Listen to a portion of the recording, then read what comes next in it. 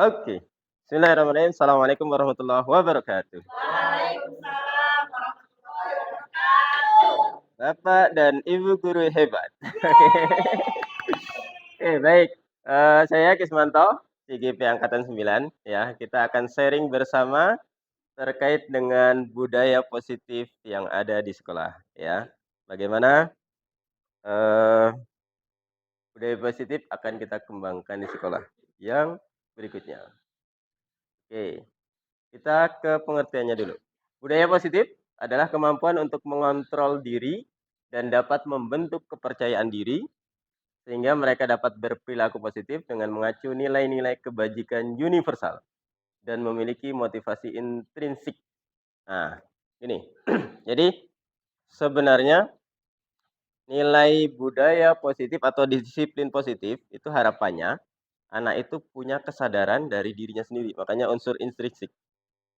Kalau selama ini kan kita buat peraturan yang sudah, ada di sekolah kita, itu sudah bagus, kemudian ada sistem sanksinya. Nah, ternyata kalau dikaitkan dengan budaya positif, sistem sanksi itu, eee, tidak tepat, ya. Karena harusnya budaya positif atau disiplin positif itu muncul dari kesadarannya, ya. Makanya kita gali supaya mereka punya kesadaran akan hal itu.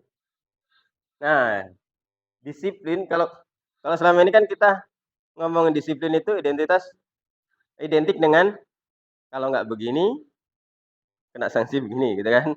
Makanya kalau datang terlambat, oh berarti kamu nggak disiplin gitu kan. Kan apa tuh, identiknya begitu. Selanjutnya. Nah, ini dikaitkan dengan teori kontrol. Ya, supaya anak itu punya kesadaran diri dan kontrol diri, itu yang terpenting. Teori kontrol menyatakan bahwa tidak ada yang mampu mengontrol orang lain selain dirinya sendiri. Sekuat apapun kita misalnya ya, kita sebagai guru, kita itu sudah woro-woro, sudah ngomongin sampai berbusa, kalau anak tidak bisa mengontrol dirinya sendiri, kesadarannya nggak tumbuh, ya pasti akan kembali lagi, ya. Jadi pertama disiplin positif, yang kedua teori kontrol, harus, berimbang. Kemudian teori motivasi yang berikutnya, ya. Dian Goosen itu menyatakan bahwa ada 3 motivasi yang melatari perilaku manusia. Yang pertama, untuk menghindari ketidaknyamanan atau hukuman. Yang kedua, untuk mendapatkan imbalan atau penghargaan. Yang ketiga, untuk menjadi orang yang mereka inginkan dan menghargai diri sendiri dengan nilai-nilai yang mereka percaya. Harapannya kita, motivasi anak-anak itu yang keberapa? Ketiga. Jadi mereka sadar. Kita cermin ke diri kita sendiri kadang ketika kita lari-lari datang pengen supaya nggak telat, ternyata teori motivasi dan teori kontrolnya belum pas, ya, sebagai guru. Kita pengen nggak telat supaya nggak kena sanksi kan, kita pengen, tepat waktu supaya dapat penghargaan, gitu ya. Jadi, eee, itu sangat sangat ini, sangat mengena ya untuk murid maupun untuk diri kita. Jadi jangan sampai, makanya benar-benar kalau ini, budaya positif ini bisa kita, tanamkan ke anak, kemudian ke komunitas sekolah, luar biasa. Jadi kita nggak susah, Pak Fatan nggak dapat pasien terus.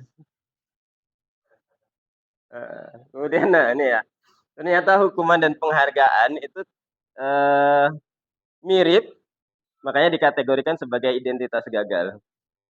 Karena yang melatar belakangi anak untuk melakukan sesuatu, dia ingin terhindar dari hukuman kalau dia melakukan kesalahan, kalau dia melakukan kebaikan, misalnya ingin dapat penghargaan atau pujian, ini ternyata juga, keliru, ya. Jadi motivasinya kurang tepat. Kita baca, hukuman merupakan bentuk kontrol perilaku seseorang yang bersifat memaksa dan menyakitkan. Betul ya? Jadi kadang sanksi, kasih poin, atau kalau fisik suruh keliling, itu ya ini, masuk ke sini, kategori ini. Sehingga dinyatakan sebagai identitas gagal. Kemudian yang kedua, penghargaan merupakan bentuk pengontrolan perilaku seseorang dengan cara ngiming-ngimingi, kemudian memberikan syarat tertentu agar seseorang melakukan yang diinginkan. Nah, penghargaan ini juga merupakan salah satu bentuk hukuman sebenarnya ya, dalam tanda kutip.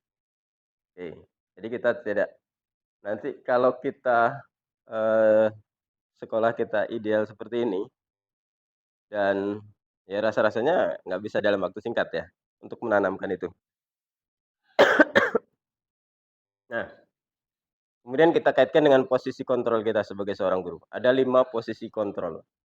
Yang pertama itu sebagai penghukum, yang kedua membuat merasa bersalah, kemudian sebagai teman, kemudian yang ketiga itu nanti yang terakhir sebagai manajer, itu yang penting.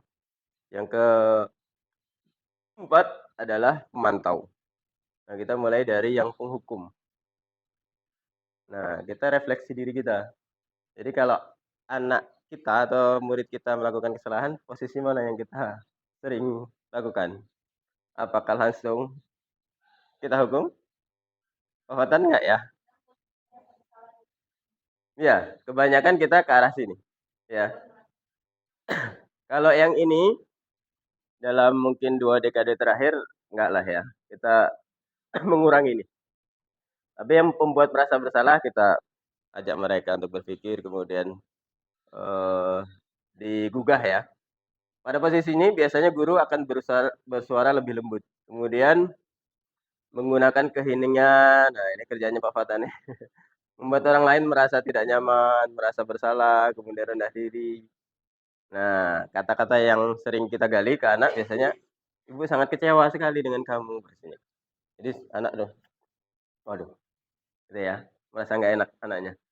Kemudian bertindak sebagai teman, pada posisi ini guru tidak akan menyakiti murid, jelas ya, sebagai kawan kan.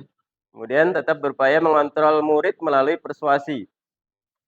Nah, layaknya teman, berarti ngobrol santai ya. Gali. Posisi teman pada guru bisa negatif ataupun positif.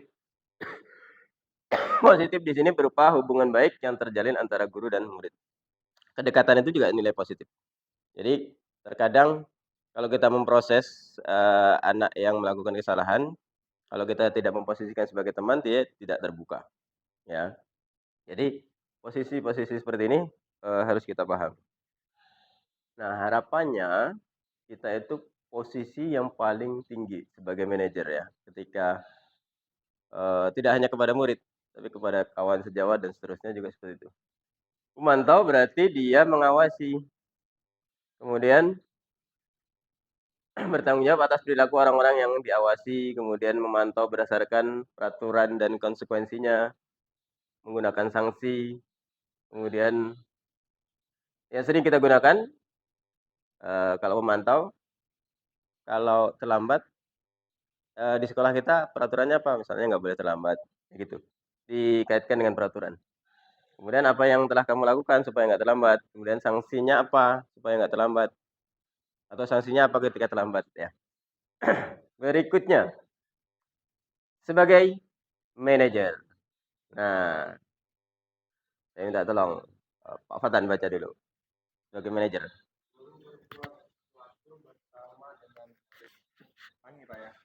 Guru berbuat sesuatu bersama dengan murid, mempersilahkan murid-murid mempertanggungjawabkan perilakunya, mendukung murid agar dapat menemukan solusi atas permasalahannya sendiri.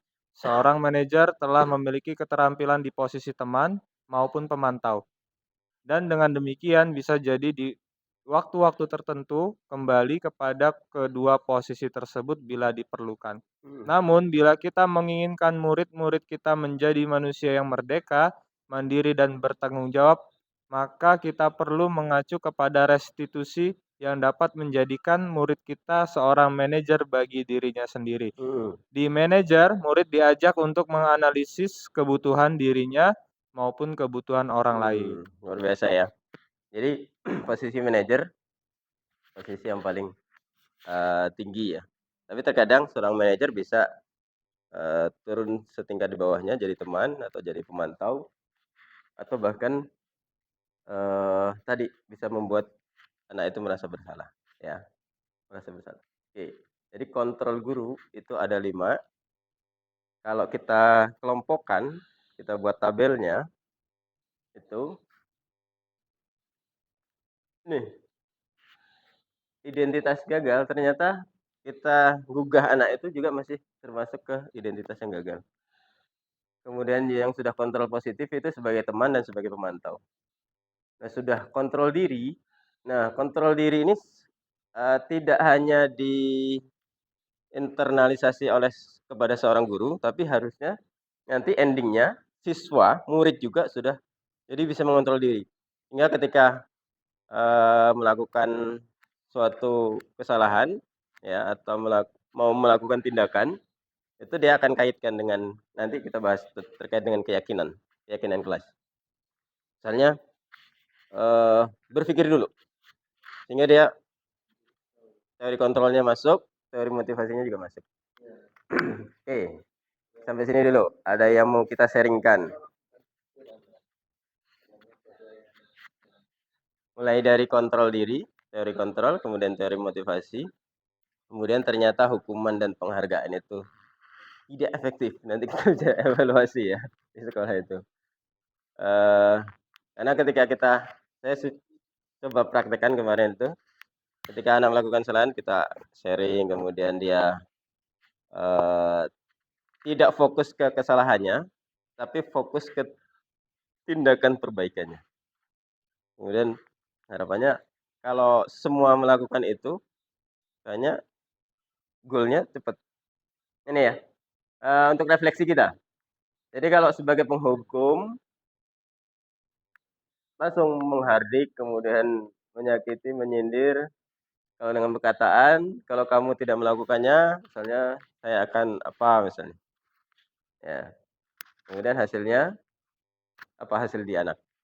Mereka pasti yang ini, memberontak, menyalahkan orang lain, kemudian bisa jadi dendam bagi mereka. Ya.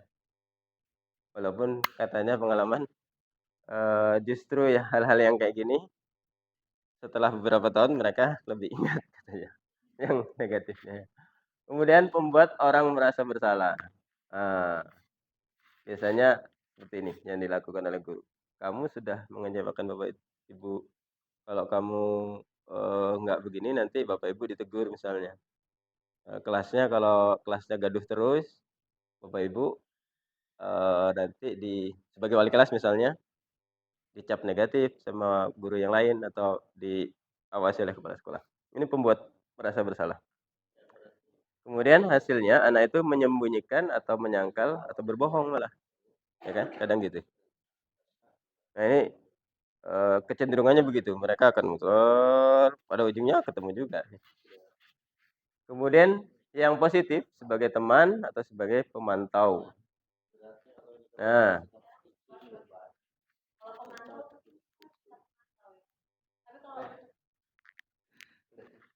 iya, sebagai teman jarang.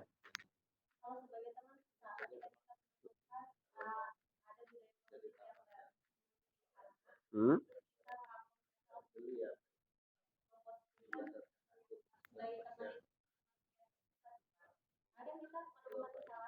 Mhm.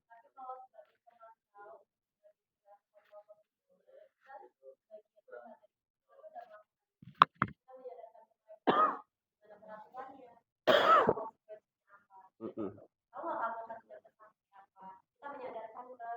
Mhm.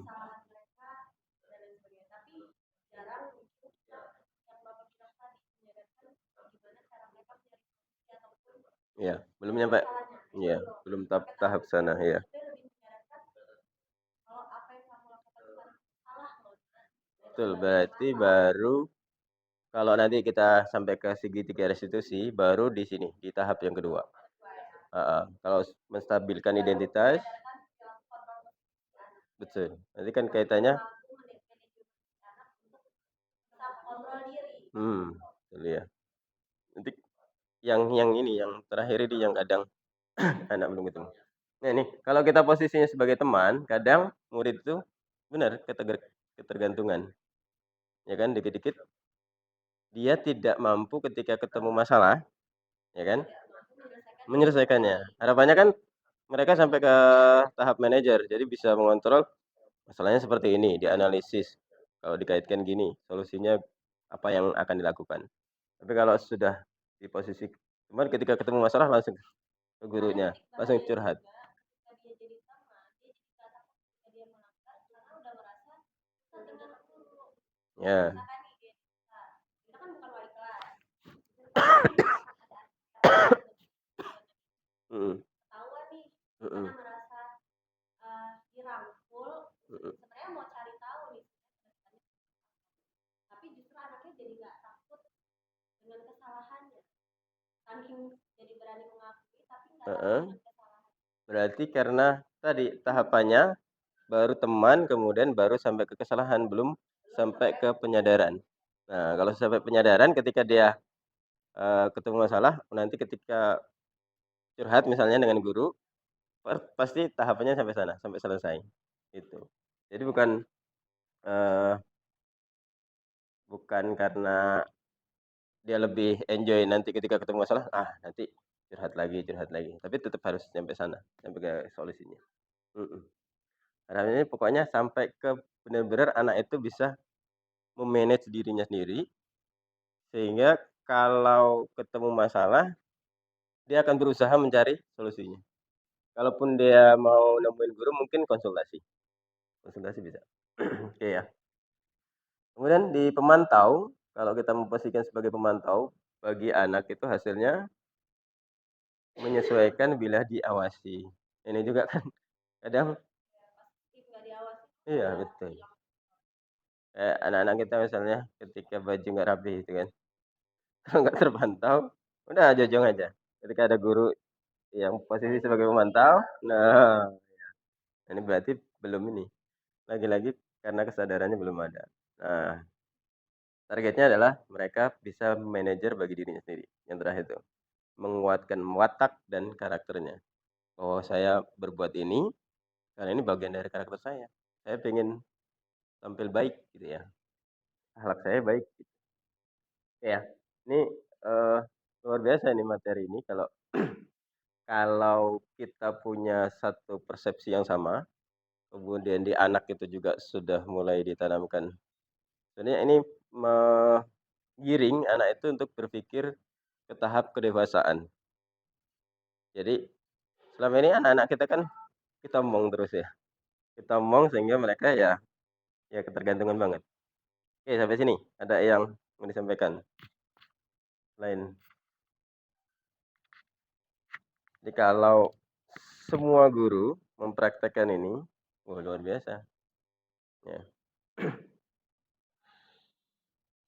Nah, sebenarnya anak itu melakukan aktivitas atau tindakan, itu pada dasarnya itu akan memenuhi kebutuhan dasar manusia. Kalau kita ini, kalau kita kaitkan misalnya hak asasi manusia, okelah boleh ya. Tapi di sisi yang lain, ada 5 kebutuhan dasar manusia sebenarnya. Yang pertama, kebutuhan bertahan hidup.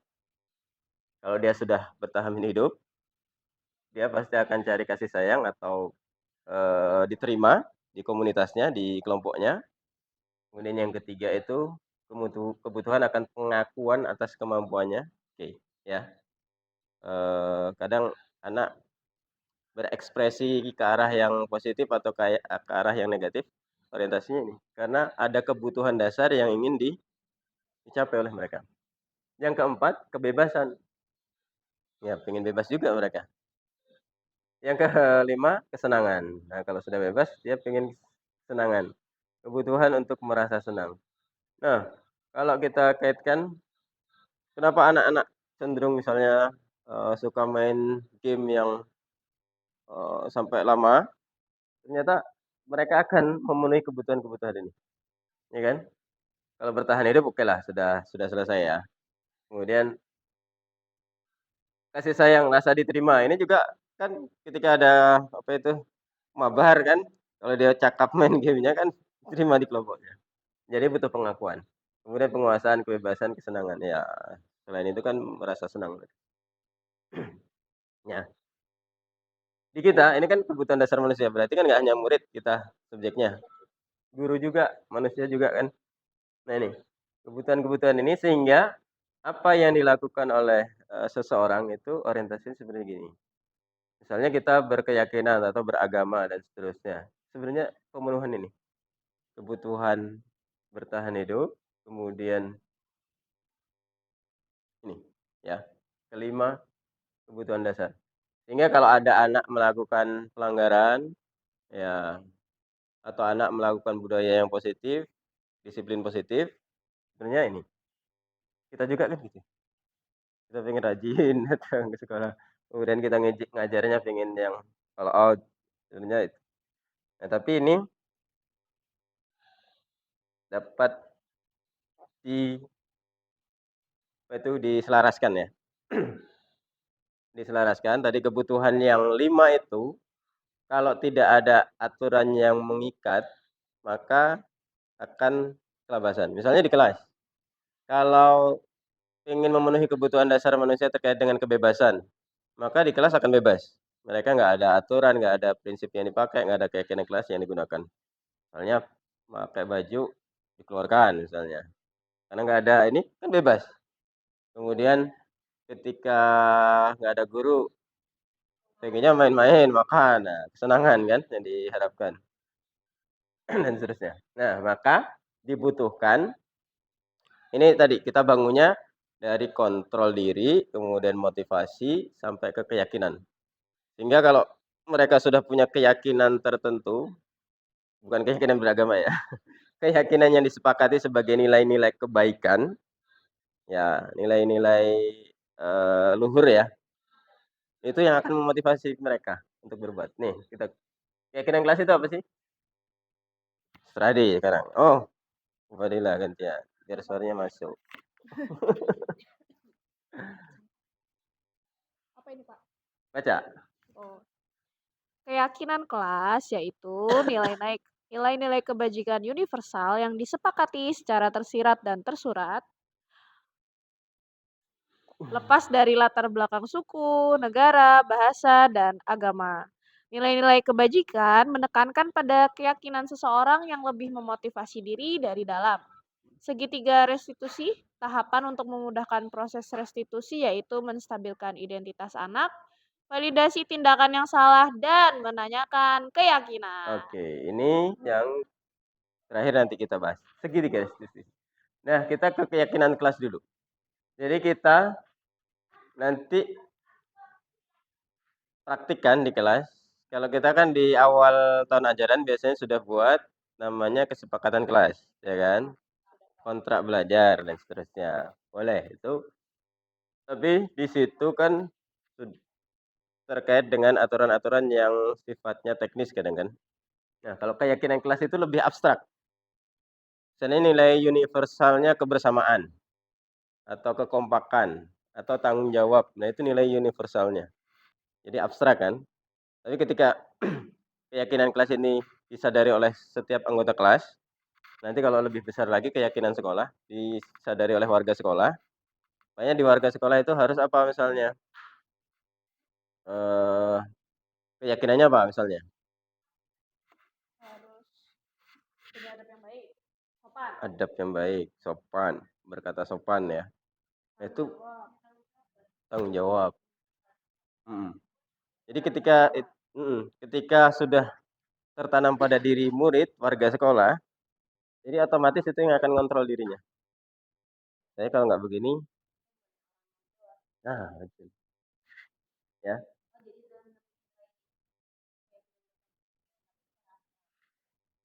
Muncul keyakinan nanti prosesnya saya sampaikan. Prosesnya untuk dapat ke keyakinan itu dari aturan dulu. Aturan yang disepakati di kelas, kemudian kaitkan dengan kalau misalnya aturan itu ada yang masih negatif, dibuat positif dulu. Misalnya tidak boleh ribut di kelas.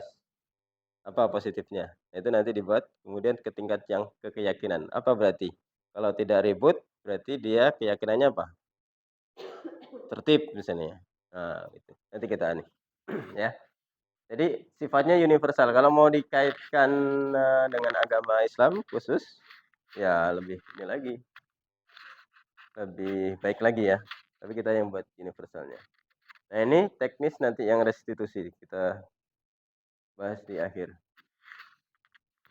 Nah ini yang sudah saya lakukan di kelas. Mudah-mudahan bisa Nah, buat membuat keyakinan kelas itu diawali dari peraturan kelas yang disepakati. Jadi masing-masing mereka mengungkapkan apa yang akan disepakati oleh anggota kelas. Kemudian langkah berikutnya kan kita pakai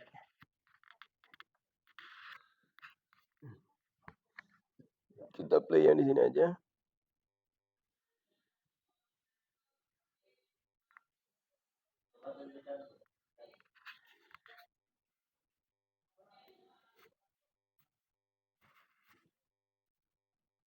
Diawali dengan curah pendapat ini.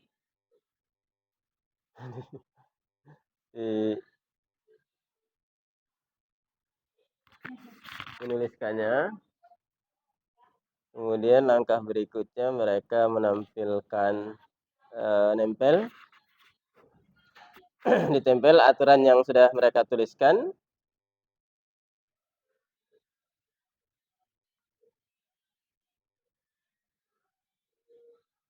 Nah, setelah dituliskan nanti kita rekap. Ya, di sini ada 3 tabel. Ya. Aturan kelas yang dari mereka, yang ini kita rekap. Kemudian nanti yang masih kalimatnya negatif-negatif, kita ubah ke kalimat yang positif yang tengah. Nanti yang di tengah baru kita geser ke yang keyakinan kelasnya.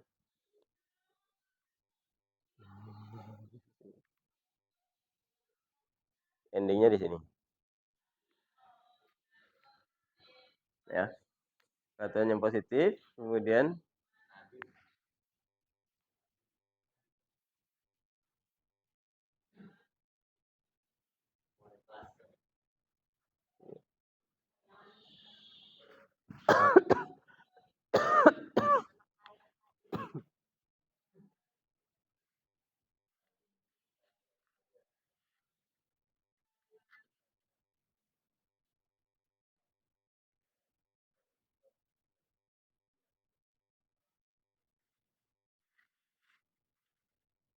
nah ini keyakinan kelas yang sudah kita sampelnya ya.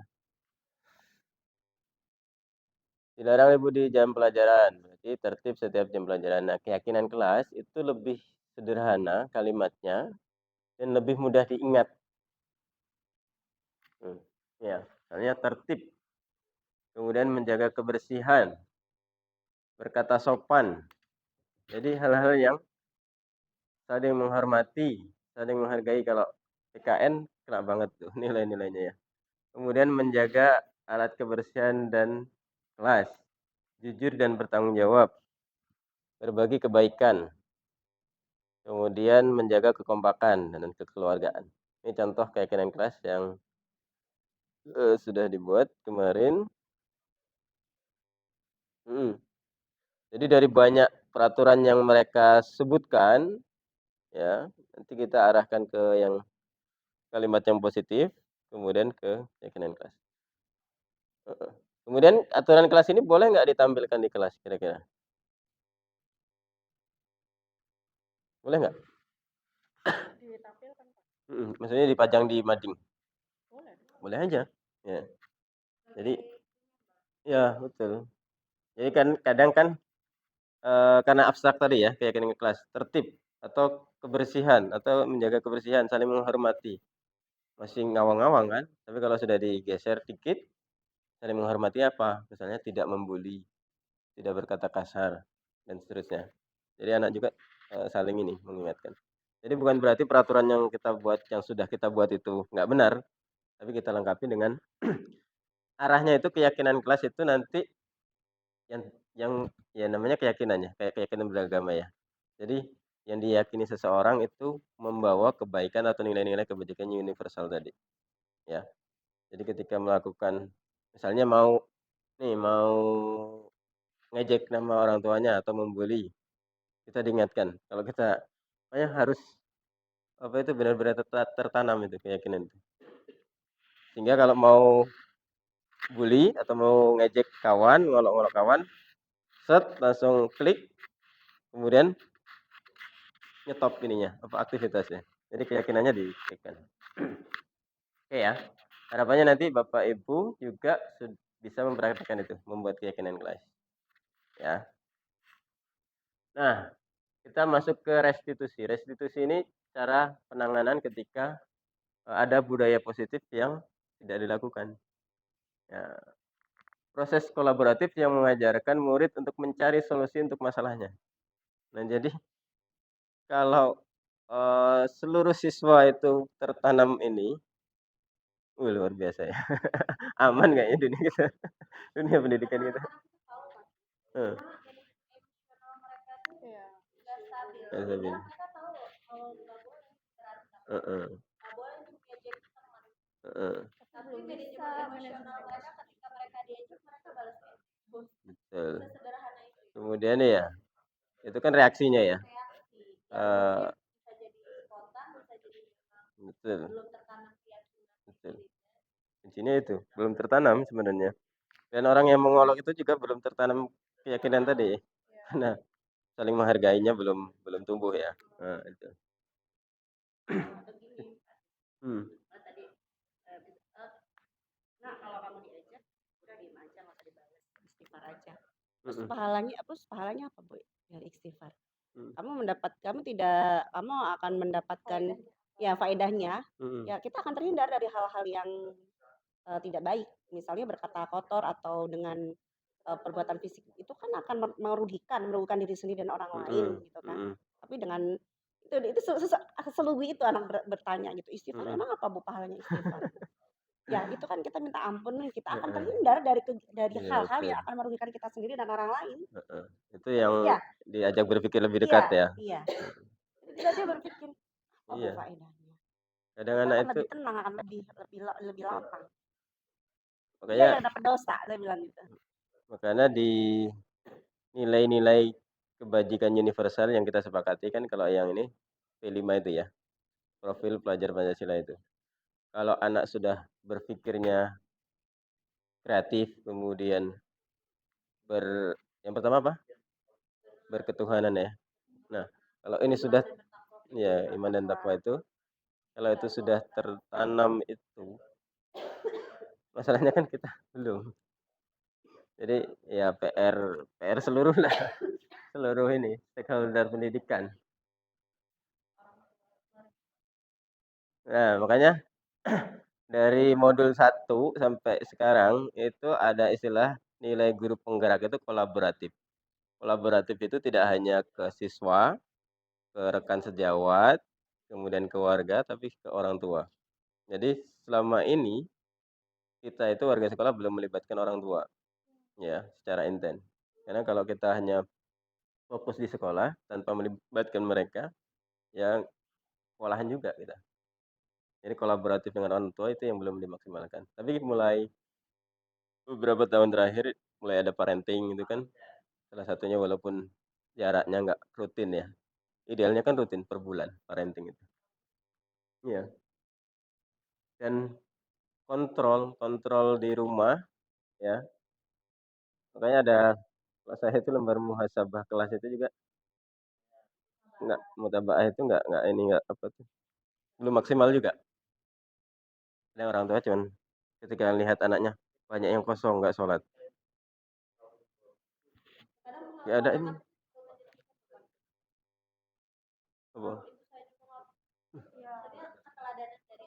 Betul itu. Betul. Guru di sekolah tuh belum bisa jadi teladan ya orang tua mereka. Iya, makanya kita belum maksimalkan. Makanya kadang anak Sepele anak praktis gitu. Kenapa nggak mengajar, kenapa nggak dilawan di rumah dilawan nih? Jadi masa dari anak praktis gimana mereka rajin. ngaji. Saya kapan ngajar lebih. Walaupun Berkata, saya buktinya udah nggak bisa berkata. iya betul. Di rumah mereka coba teladan. Kayaknya apa itu parenting besok itu kalau cuman sekali di awal ya semangat berikutnya nggak ada kontrol lagi ya komunikasinya. Bagusnya kalau memang kelas seperti itu nanti kayak Lebih ini. bulan atau 3 bulan sekali lagi. Tapi kan kurikulumnya udah mulai dibuat tuh mudah-mudahan ada tim kurikulum tahfiz. Oke kita fokus ke sini lagi. Jadi goalnya nanti ya kalau seluruh masyarakat dunia itu seperti ini, model-model orangnya, itu aman dunianya. Kemudian dan membantu murid berpikir tentang orang seperti apa yang mereka inginkan. Nah, kalau mereka sudah punya orientasi nanti ke depan saya itu 5 tahun atau 10 tahun ke depan itu saya seperti apa, mau seperti apa, itu mungkin dari sekarang sudah mulai mem-planning mereka, langkah-langkahnya jelas. Kemudian dan bagaimana mereka harus memperlakukan orang lain. Nah, ini juga kan kaitannya bahwa mereka kan bukan, makhluk soliter ya, bukan makhluk sendirian, tapi mereka komunal ya, bersosial. Sehingga tidak hanya yang dipikirkan diri sendiri, mereka juga akan memikirkan orang lain. Nah, oke. Berikutnya. Nah, ini yang terpenting bahwa restitusi itu pada dasarnya itu ketika anak melakukan kesalahan ya, bukan untuk menebus kesalahannya, namun untuk belajar dari kesalahannya. Jadi mereka itu kan berpikir, oh kalau begini dia kadang kan anak melakukan pengulangan kesalahan itu karena nggak sadar, ya nggak sadar itu bahwa yang dilakukan itu salah atau melanggar keyakinan kelasnya. Dan kemudian memperbaiki hubungan adalah tawaran bukan paksaan. Ini tawaran. Jadi mereka memilih untuk bukan menebus ya, untuk memperbaiki kesalahannya itu dengan apa? Mereka sendiri yang berpikir. Misalnya kalau saya malas mengerjakan tugas, kemudian mereka menawarkan diri, apa yang ini untuk memperbaiki. Ya, kalau nggak ngerjain tugas kan saya ketinggalan ini pemahamannya dan seterusnya. Apa yang ini? Berarti saya mengalokasikan waktu misalnya 5 menit atau 10 menit setiap hari untuk belajar. Nah, jadi bukan mundur ya. Jadi kan kadang kita menghukum itu malah mereka geraknya mundur, bukan malah lebih cepat. Berikutnya menuntun untuk melihat ke dalam diri, mencari kebutuhan dasar yang mendasari tindakannya. Tadi ya, kamu melakukan itu kenapa? Heeh. Apakah hanya untuk kesenangan? Apakah untuk pengakuan? Ya kan? Tadi yang kebutuhan dasar yang 5 tadi. Kemudian restitusi adalah cara yang paling baik, fokus pada karakter bukan tindakan. Jadi kita yang akan tanamkan itu karakternya. Ya, sampai ke karakter yang tanggung jawab itu. Kemudian menguatkan. Jadi kadang kan kalau anak salah, kemudian kita kasih hukuman, mereka justru minder kan. Minder, malah justru nggak percaya diri akhirnya. Kemudian fokus pada solusi. Nah, nanti ini di BK itu kena betul. Kenapa kok setiap pelanggaran itu tidak atau terulang lagi? Ya mungkin solusinya itu tidak pas, ya tidak menyadarkan mereka, ya. Jadi harus pada titik itu. Jadi mereka sadar sehingga tidak tidak hanya berjanji untuk tidak mengulangi, tapi untuk memperbaiki kesalahan itu mereka akan apa? Jadi arahnya ke arah positif. Kemudian mengembalikan murid yang berbuat salah pada kelompoknya. Nah, kadang kan kita isolir tuh yang salah. Ngajak ke BK itu sebenarnya mengisolir itu. Apa, eee, seperti tertuduh terdakwa gitu ya. Jadi mereka nanti terasing. Heeh. Kalau dia misalnya tetap berada di komunitasnya, di kelasnya, kemudian ini, ya nanti kita cari formula lah, seperti apa yang ininya. Oke, berikutnya adalah oh, selesai. Nah, ini pengalaman saya terkait dengan penerapan budaya positif. Kemarin ya, saya sudah sebenarnya menyusun keyakinan kelas itu sudah beberapa minggu yang lalu, cuman belum tervideokan, makanya kemarin dibuat lagi, divideokan. Mereka yang mengajukan berbagai macam, dari mereka yang mengutarakan kayak apa, peraturan kelas dulu, ya dari mereka semua kita gali, kemudian dari situ sebenarnya kita sudah lakukan itu ya. Kemudian dan mereka ketika sudah, menyepakati, mereka bertanggung jawab untuk menjalankan keyakinan tersebut, dengan penuh tanggung jawab, ya. Kemudian, nah ini coba saya terapkan segitiga restitusi itu, eee, ya mereka nggak merasa bersalah banget tuh, nggak merasa jadi terhakimi atau ini ya, diadili. Mereka juga bertanggung jawab atas apa yang telah mereka berbuat, mereka sudah tahu bagaimana cara memperbaikinya. Oke, selesai. Terima kasih, ya. Kalau ada yang mau di-sharing-kan, ya, nanti jadi saya sebenarnya minta ke Pak Joko itu, harapannya ini bisa untuk semua guru. Cuman nggak difasilitasi, ya udah, yang bisa aja dulu, ya. Jadi karena, efeknya luar biasa ketika kita, satu visi ya, bersinergi, kemudian menyamakan persepsi, artinya mhm, Banyak. betul. Ya, iya. Kemarin ada sih juga satu ya mungkin ada yang beberapa di antara kita yang masih sangat kaku dan gampang banget menghakimi anak-anak kita. Itu nyata sekali. Ya saya kasihan sih gitu, cuman mungkin dia baru-baru bergabung sih, dia baru bergabung. Dia sangat pendekatan ke anaknya itu tidak ada, dia selalu sangat frontal gitu ketika menyampaikan ke anak-anak, dan dia balik ke wali kelas itu sangat frontal. Anak ini begini langsung dia terus ya saya mencoba ya kita bikin sama-sama ini. Namanya anak-anak sudah berproses aja kan, kalau memang ada kesalahan 1-2 kali ya tegur, kita proses, kita bikin sama-sama. Iya tapi begini. Ini harus disitu kayak ini Pak. Iya, Harus jadi sasaran ini gitu. Karena iya. kasihan anak-anak itu down benar. Saya ngeliat mental anak itu langsung down. Kasihan sih. Jadi mungkin perlu disentuh juga. Ya, betul. Kita harus kasih sasaran itu. Iya. Makanya ketika ada program begini, ya kata trainer kita kan tadi ya, mainnya kurang jauh. Tidurnya kurang malam, kurang larut malam.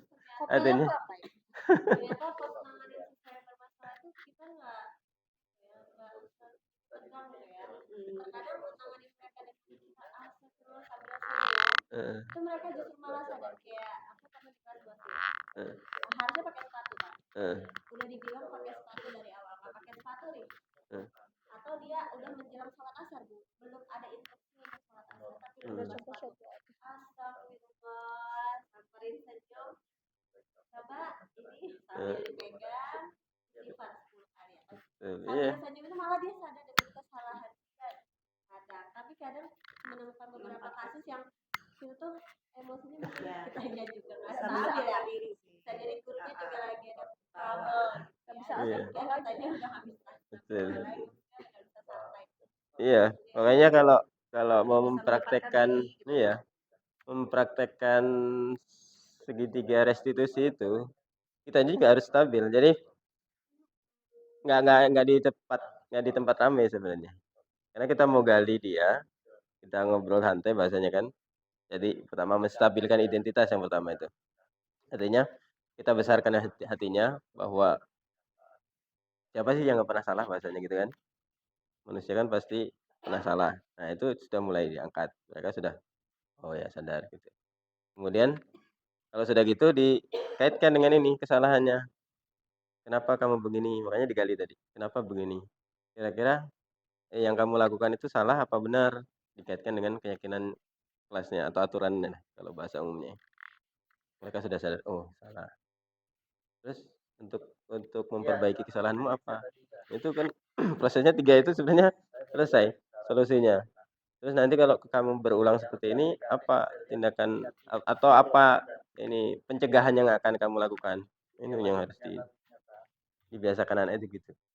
Luar biasa ya Pak Fatan kayaknya. Ada anak yang nggak mampu mengungkapkan apa yang dia Ada rasa satu Pak, spesial banget sih menurut saya. Komunikasi dengan keluarga. Tugas nggak menghasilkan. Materi tuh nggak nyambung.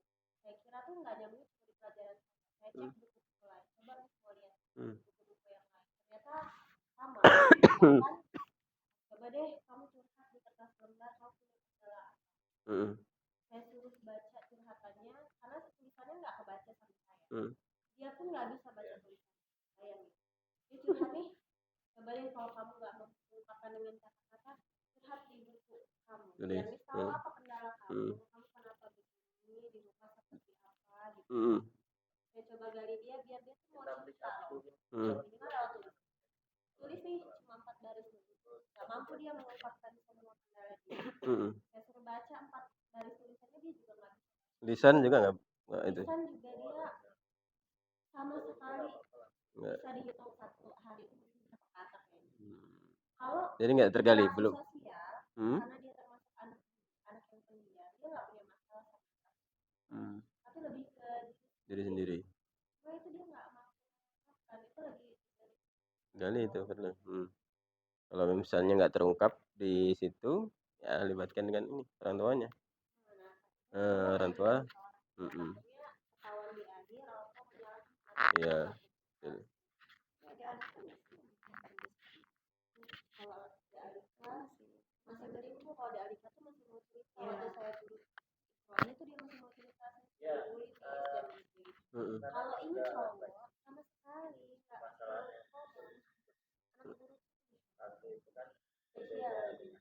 Ya. Ya. PR untuk kita berarti kan. Ya.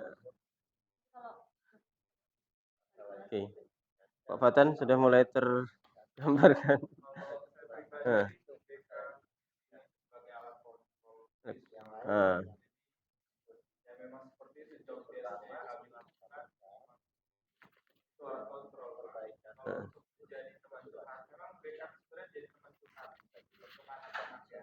jadi momok kayak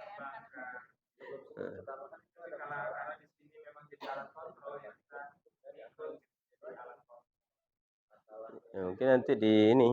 Kalau dulu zaman Nyawa Alam itu ada BK sahabat siswa ya jargonnya itu. Itu bisa juga. Jadi ya image kalau sahabat siswa kan ketika masuk ruang BK itu lebih nyaman. Oke, cukup ya. Terima kasih semua Bapak Ibu guru hebat ya. Kita sharing bersama. Intinya budaya positif di modul 1.4 ini. Kalau kita benar-benar bisa menanamkan kepada siswa mulai dari teori kontrol, teori motivasi, kemudian keyakinan kelas, sampai penanganan masalah mereka itu dengan segitiga restitusi, rasanya luar biasa ya. Jadi aman kayaknya ya. Cepat gitu. Misalnya ketemu anak yang ada masalah kemudian langsung tertangani, jadi nggak tertunda. Kalau masalah besar itu kan karena tertunda ini ya. Oke, mungkin itu cukup. Terima kasih banyak. Saya akhiri. Assalamualaikum warahmatullahi wabarakatuh. Waalaikumsalam warahmatullahi wabarakatuh.